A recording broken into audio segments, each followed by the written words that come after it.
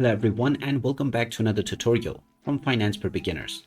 In this video, I'm going to show you how you can change your wallet name on the Bybit application. So let's get started right away. First of all, open up the Bybit app on your device. And if you haven't logged in already, proceed forward with your credentials. Once you are logged in, you will end up within the homepage, from which you can tap on Web3 at the top section to go into your wallet. Now, within the homepage, you will see your currently selected wallet at the top section. Just tap on the drop-down button alongside and then tap on Add or Manage Wallet. Then just choose the wallet that you wish to change the name of, and this will now take you into your wallet details.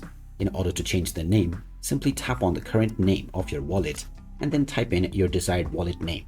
You can then tap on the Confirm button and now your wallet name will be updated successfully. You can also change the account name by tapping on your current account name and then enter your desired wallet name once again by tapping on Confirm.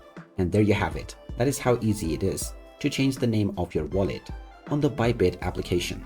If you find this video helpful, make sure you hit that like button and subscribe to our channel for more useful tips and tutorials. Thanks for watching, and I'll see you again in the next video.